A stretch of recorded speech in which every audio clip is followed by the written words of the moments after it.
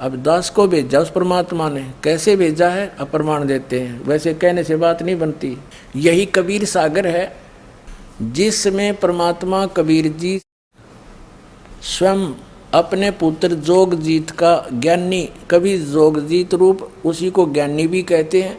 तो क्या बताते हैं, जब जोगजीत का रूप धारण करके ये कभी ज्ञानी रूप धारण कर लेते हैं अपने पुत्र का, आप स्वयं ही आते हैं वो परमात्मा। तो वहाँ जब प्रथम बार आए परमात्मा, ये देखो सबसम वेद बोध, कबीर सागर में सबसम वेद बोध पृष्ठ 121 पे, इसमें क्या लिखा है, निरंजन वचन सतयुग त्रेता द्वापर माही, तीनों युग जीव थोड़े जाही। अब परमात्मा के साथ जो गोष्ठी हुई थी उसका अंश दिखाता हूँ थोड़ा सा। और चौथा युग जब कलयुग आई, तब तब सन जीव बहु जाई, ऐसा वचन हरि मोय दीजय, तब संसार गमन तुम कीजय। अब परमात्मा ज्ञानी वचन रूप बदल का रहे थे मालिक, ज्ञानी रूप में स्वयं कबीर साहब पूर्ण परमात्मा। अरे काल परपंच पसारा, तीनों युग जीव दुख डारा, जीवन दुख डारा, बिनती तोड़ लीनी में मानी, मोके ठगे काल अभिमानी। चौथा युग जब कलयुग आई, तब हम अपना वंश पठाएंगे हम अपना वंश। और काल पंथ छूटे नर लोई, काल के फंद से सब छूटेंगे नर नारी।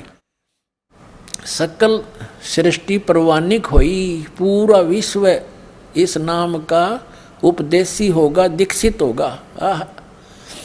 फिर घर घर देखो बोध विचारा, घर घर देखो बोध विचारा, सतनाम सब ठोर उचारा। इस सतनाम का सब जगह उच्चारण होगा, नाम जाप सबको बताया जाएगा। और 5505 जब ये वचन होगा साचा, कलयुग बीत जाए जब एता, सब जीव परम पुरुष पद चेता। ओए होए होए, हे मालिक। अब स्पष्ट कर दिया परमेश्वर कबीर जी ने कि दर्पदास, मेरी उसकी वार्ता हुई थी, तब मैंने ये जो आज मैं बोल रहा हूँ ना, अपना वंश भेजूंगा, सबको पूरा विश्व नाम लेगा, इस सतनाम का जाप किया करेंगे और सतयुग जैसा माहौल बनेगा ऐसा। तो ये मेरे वचन धर्मदास, जब युग कलयुग 5505 बीत जाएगा तब सच्चे होंगे। तब धर्मदास जी ने कहा, हे परमात्मा, आपने उसको वचन दे दिया और ठीक है, बाप कलयुग में आ भी गए चौथी बार। परमात्मा ने कहा, चारों युगों में आया हूँ मैं, लेकिन उस समय मैं बहुत कम जीवों को समझाया। अब कलयुग में धर्मदास मैं सबको पार करूंगा, जो इस नाम को ग्रहण कर लेगा और मेरे ज्ञान को मान लेगा। तब इस काल ने क्या कहा था वहाँ पर कि जाओ जोगजीत संसारा, जीव न माने कहा तुम्हारा। कहते हैं तेरे नाम से मैं 12 पंथ चलाऊंगा, 12 पंथ करूँ मैं साजा, नाम तुम्हारा ले करूँ आवाजा। इन 12 पंथ नाम जो ले वो हमारे मुख में आन सबोई, और अनेक पंथ चलाऊं या विद जीवों को भरमाऊं। जाओ जोग जीत संसारा, जीव न माने कहा तुम्हारा। जीव तुम्हारा वचन नहीं माने और हमारी ओढ़ हो बात बखाने, हमारे पक्ष में खड़े होकर तेरे साथ विवाद करेंगे। कलयुग में ऐसा कर दूंगा और तेरे नाम ते, कबीर कबीर के नाम ते सारे गुण गाओगे, कबीर साहब कबीर साहब, और सारे नकली पंथ काल के दूतों से चलवा दूंगा। और जब तू जाएगा या कोई तेरा संदेश वाहक जाएगा सच्चा, तो उसकी कोई नहीं सुनेगा। उस समय सभी कोई देवी देवता पूजन पे हैं, कोई मंदिर तीर्थ के पूजने पे, कोई मंदिर मस्जिद गुरुद्वारों तक सीमित कर दूंगा और तेरे नाम तो कबीर पंथ के नाम से 12 पंथ चला दूंगा। तब कबीर साहब ने सारा कुछ बताया धर्मदास जी को। धर्मदास जी चिंतित हो गए कि हे परमात्मा, एक तरफ तो आप कह रहे हो कि मेरे वंशों को आप पार करोगे, मेरे वंशजों को। हे मालिक, आपकी कोई सुन ही नहीं रहा, आपके साथ कैसी बदतमीजियाँ कर रहे हैं, आपके पत्थर मार रहे हैं, झेरे कुएं में डालकर ऊपर कंकर भर दिया आप में। दाता, आप तो समर्थ हो, आप बचे हुए हो। तो दाता, आप कह रहे हो कि आगे तो घोर कलयुग आएगा, अभी तक तो इंसानियत शेष है इंसानों में मालिक, भगवान का डर भी है, लेकिन आगे कहो फिर वो पिछली पीढ़ी में पार करोगे तब तो और जुल्म हो जाएगा। तो जब कैसे आगे कैसे पार कर पाओगे आप इन अपने बच्चों को। तब कबीर साहब ने कहा, धर्मदास, कलयुग बीतता 5505, जब कलयुग 5505 वर्ष बीत जाएगा उस दिन मेरा ये बात वचन जो आज मैं तू बोल रहा हूँ और तू सूक्ष्म वेद में लिख रहा है, ये वचन मेरे तब सच्चे होंगे। घर घर में इस ज्ञान का प्रचार होगा। और एक जैसे ये 12 पंथ चलेंगे, 12वां पंथ गरीबदास पंथ होगा, और उस गरीबदास का पंथ चल चुका होगा, उसमें मेरी महिमा की वाणी प्रकट होगी गरीबदास जी द्वारा। और गरीबदास जी को मैं वो सही मंत्र दूंगा सारे, और वो लिख देगा ग्रंथ सा अपनी वाणी में, लेकिन वो प्रदान नहीं करेगा किसी को, उसको हम आदेश देंगे। और फिर उस गरीबदास जी का जो पंथ चलेगा, उस गरीबदास वाले पंथ में जब 5505 यानी 5500 के आसपास जो समय निकट होगा पिछली पीढ़ी का, तो उस समय मैं स्वयं आऊँगा, मैं स्वयं आऊँगा और इन 12 पंथों को मिटा के एक यथार्थ कबीर पंथ चलाऊँगा। तो परमात्मा ने कहा था कि जो मैं आज बोल रहा हूँ ना, आज तो ये मेरी बात तने धर्मदास किसी को भी नहीं यकीन होगा, और ये उस दिन सत्य हो जाएगी जिस दिन वो समय मेरा निर्धारित जो ठीक रख दी मैंने, यो समय आएगा तब सब सत्य होंगे, सब इसको जो है ग्रहण करेंगे। अब ये निर्णय करना है कि 5505 कब पूरे हुए, अब 2 मिनट में कर लेते हैं, दिखाते हैं आपको। अपने आत्माओं, अपने हिंदू समाज में शंकराचार्यों द्वारा दिए गए ज्ञान को हम ऑथेंटिक मानते हैं। अब उन्हीं के अंदर प्रमाणित करते हैं कि आज कलयुग कितना बीत गया। अब देखिएगा, एक पुस्तक है हिमालय तीर्थ, और इसके कौन है संपादक, JP नंबूरी, उप मुख्य कार्य अधिकारी श्री बद्रीनाथ केदारनाथ मंदिर समिति। अर्थात कलयुग के 3000 वर्ष व्यतीत होने पर बौद्ध मीमांसकों के मत पर विजय प्राप्ति के लिए शंकर यति के रूप में आविर्भूत होंगे। यानी शंकराचार्य का जन्म जब कलयुग 3000 वर्ष बीत जाएगा तब होगा, ये इनका भविष्यवाणी थी। और ये कब हुआ? ईसा मसीह जी से 508 वर्ष पहले आदि शंकराचार्य जी का जन्म हुआ। देखिएगा, ये पुस्तक है ज्योतिर्मय ज्योतिर्मठ, और ये कहाँ से छपी है? ज्योतिर्मय ज्योतिर्मठ। अच्छा, यहाँ पर क्या लिखा है? आदि गुरु शंकराचार्य का संक्षिप्त जीवन परिचय। हम थोड़ा सा पढ़ेंगे अपने मतलब का। गुरु परंपरागत मठों के अनुसार उनका आविर्भाव किनका?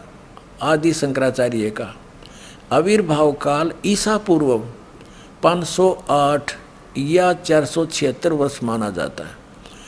अब 508 है ईसा पूर्व, 32 वर्ष की आयु में इनकी मृत्यु होगी। 30 में से 32 कम कर दो, 476। ये जब तक ईसा तक नहीं पहुंचेंगे तब तक ये उल्टे चलते हैं कैलकुलेशन, इधर को बढ़ेंगे तो वो घटेंगी। तो ईसा से 508 वर्ष पूर्व श्री शंकराचार्य जी का जन्म हुआ। ठीक है, अब इधर से हम गिनेंगे तो ईसा जी का जन्म हम सन 2000 से काउंट करें, आसानी से हो जाएगा। सन 2000 को आदि शंकराचार्य को कितना समय हो गया था जन्म हुए ने? 2508 वर्ष, सन 2000 को। और उस समय कलयुग कितना बीत चुका था? इन्हीं के उस ज्योतिर्मय ज्योतिर्मठ पुस्तक के आधार से उस समय ऊपर से गिनेंगे तो 3000 वर्ष कलयुग बीत चुका था। और जब उनका जन्म हुआ तो अब से गिने तो उस समय को जब 3000 वर्ष कलयुग बीत गया था, सन 2000 से गिने तो 2508 वर्ष वो जोड़ दें उसमें, तो 2000 सन 2000 को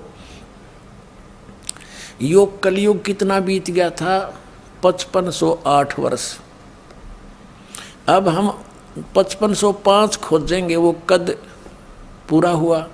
अब 5505 कलयुग कब पूरा होता है? तो सन 2000 को, तो 5508 बीत गया कलयुग। अब 3 पीछे चले जाओ, 1997 में 5505 वर्ष कलयुग बीत चुका था, यानी 5505 आ गया, सोच लो कलयुग।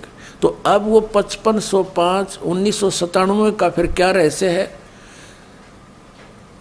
परमात्मा इस दास को फाल्गुन सुदी एकम सन 1997 मार्च में इस दास को कबीर परमात्मा मिले थे। उन्होंने कहा था कि बेटा अब वो समय आ गया है, डिस्क्लोज कर दे इस पूरे प्रोसेस को। बोलो सतगुरुदेव।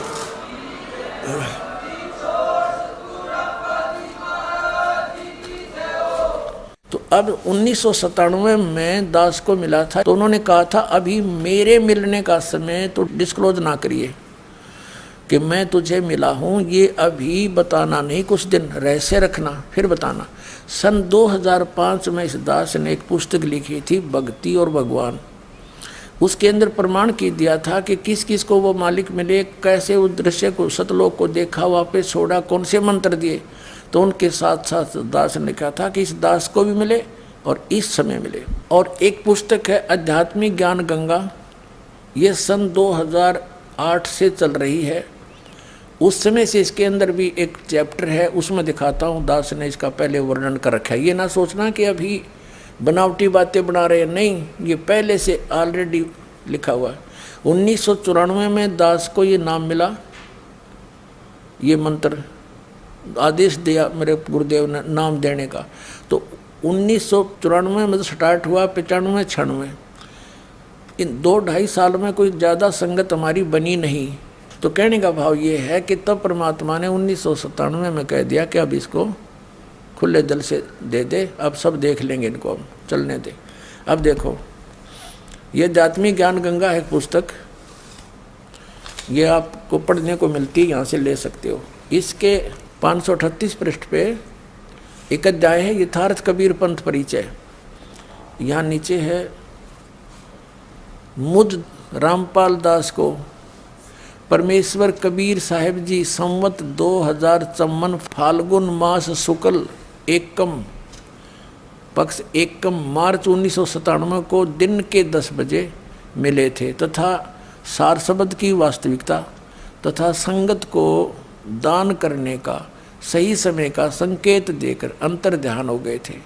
इसको अगले आदेश तक रहस्य युक्त रखने का आदेश दिया था। किसको? कि मैं तुझे मिला हूँ, अभी ना बताना, कुछ दिन किसी का यकीन नहीं होगा, तू झूठा पड़ेगा। तो दास ने फिर लिख दिया, फिर आगे लिख दिया, विशेष किसी को बताया नहीं, लेकिन ये आज क्लियर होना था 2012 में। इसमें डूंडा पाटेगा, पूरे विश्व में तहलका मचेगा, सत्यज्ञान एक ही रह जाए कबीर भगवान का। पुण्यात्मा त्यागो उनको, और इतने प्रमाण दे दिए, दास को भेज रखा परम पिता ने खुल्लम खुल्ला का। ये दास पूरी पृथ्वी पर ज्ञान नहीं जो इस दास के पास है, और अपना कल्याण कराओ। बोलो सतगुरुदेव।